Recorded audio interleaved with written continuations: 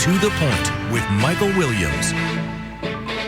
Good morning. My guest today, former local Democratic Congressman Ted Deutch, now the CEO of the American Jewish Committee. You, as you so often do, following Meet the Press, have seen the latest in the fast-paced events as Israel conducts a war against Hamas. Ted Deutch joined me via Zoom from New York this past week as Israel's fight against Hamas was beginning to unfold. AJC, as the global advocacy organization for the Jewish people, is focused in every way we can on helping Israel, the people of Israel, both on the ground in Israel through a fundraising campaign, in the halls of power around the world, working to ensure that the accurate news comes out of the region, making sure people understand the horrific attack by Hamas that slaughtered over 1,000 Israelis and thousands more injured, and still dozens and dozens held hostage. And we're doing that on social media and in interviews and every place we can go to make sure that people understand what's at stake here. This is, Michael, a moment that requires clarity. There is on one side the democratic state of Israel and the civilians who were slaughtered by a terrorist group, and on the other side there is this immoral, barbarous, brutal terror regime that needs to be condemned, and that's why we stand with Israel in defending its people, just as anyone around the world would expect its government to do in the face of this kind of atrocity. How do you directly provide Lifeline support for so many people who are homeless, without families? The list goes on and on.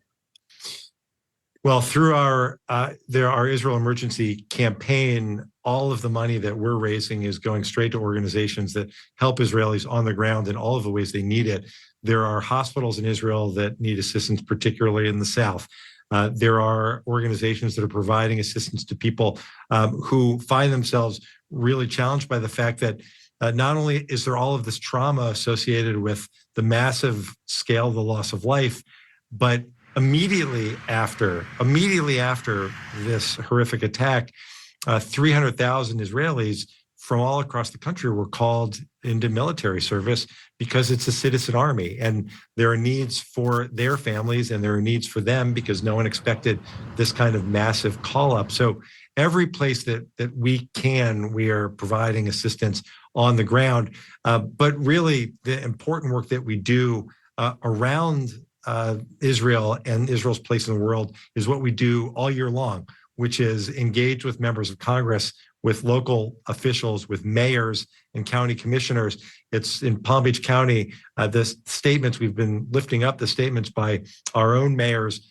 Scott Singer issued a very strong statement. Mayor James traveled to Israel. Both of them travel with Project Interchange, AJC's program.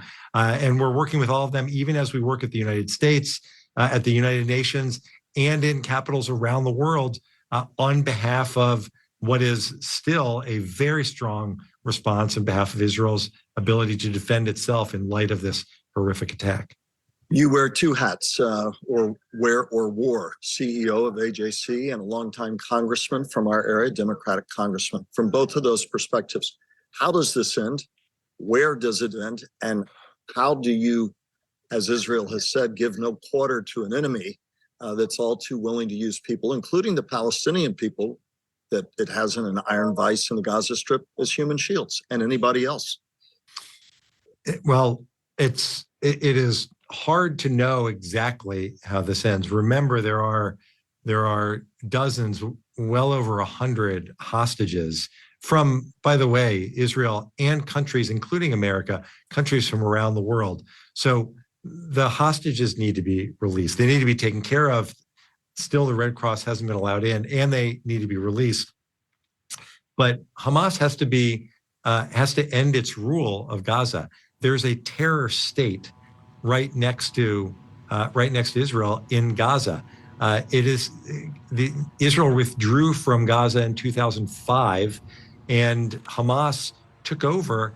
As you point out, they don't care about peace. They don't care about Palestinian civilians. Their charter cares about one thing, and that's slaughtering Jews and the annihilation of the state of Israel. So at this point, after this horrific attack, especially, the Israeli government is going to continue to take action until it no longer should fear from this terror organization that's running this territory, that launches thousands and thousands of rockets, and that sends people across the border to kill and maim and murder and rape and take hostages. I don't know exactly when this ends, but the world understands that just as no one stood with Al-Qaeda after 9/11, and no one stood with ISIS as it took videos and broadcast beheadings, that Hamas is the same. It's the same as ISIS. It's the same as Al-Qaeda, and it must be defeated.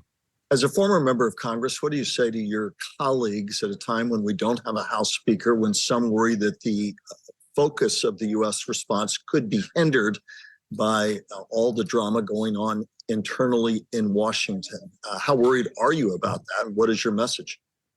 Well, I've been in contact with a number of my former colleagues, senior congressional leaders, and members of the United States Senate, and there is a real commitment to doing whatever is necessary to ensure that Israel has the necessary resources to defend itself.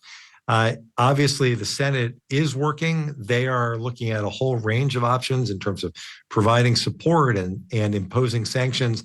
I don't know, Michael, I don't know how the House resolves the situation. It's the first time a speaker has ever been kicked out. So I'm going to leave that up to them. I'm not there any longer, but I know what the commitment is.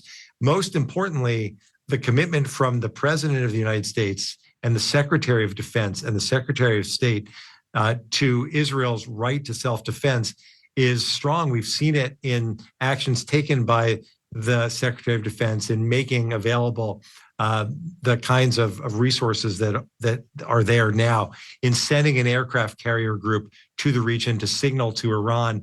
As the president said, no country should see this as an opportunity to get involved here.